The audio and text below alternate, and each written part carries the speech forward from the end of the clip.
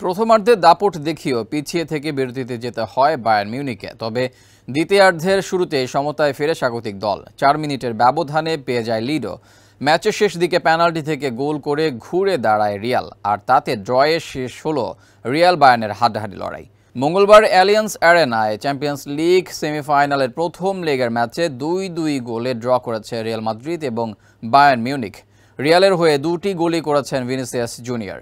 বায়ার্নের হয়ে একটি গোল করেছেন লিরয় সানে, স্পট কিক থেকে অন্য গোলটি করেছেন হ্যারি কেইন।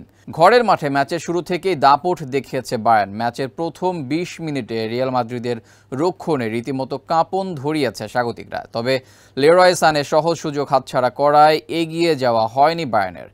১ মিনিটে নগদ ইসলামিক অ্যাকাউন্ট খুলতে ডায়াল করুন *167#। বায়ার্নের ক্রমাগত আক্রমণে বিপর্যস্ত রিয়াল হুট করেই চমকে দিয়েছে।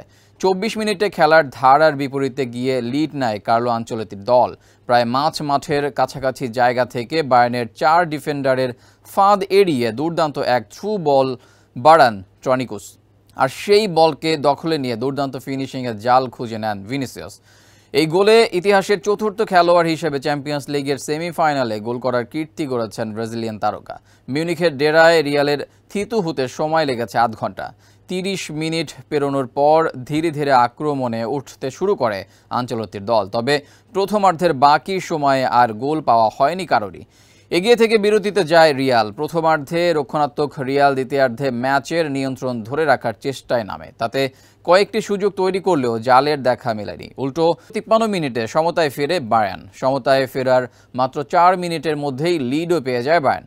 বক্সের ভেতর জামাল মুজিয়ালাকে লুকাস ভাস্কেজ ফাউল করলে পেনাল্টি পায় বায়ার্ন। স্পট কিক থেকে গোল করে দলকে এগিয়ে দেন ইংলিশ তারকা হ্যারি কেইন।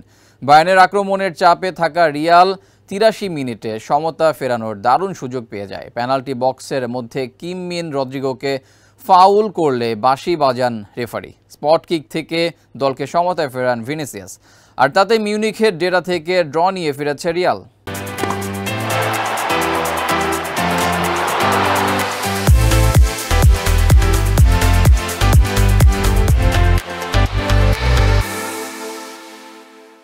খেলাধুলার আরও খবর জানতে চোখ রাখুন কালবেলার ফেসবুক পেজ এবং ইউটিউব চ্যানেলে।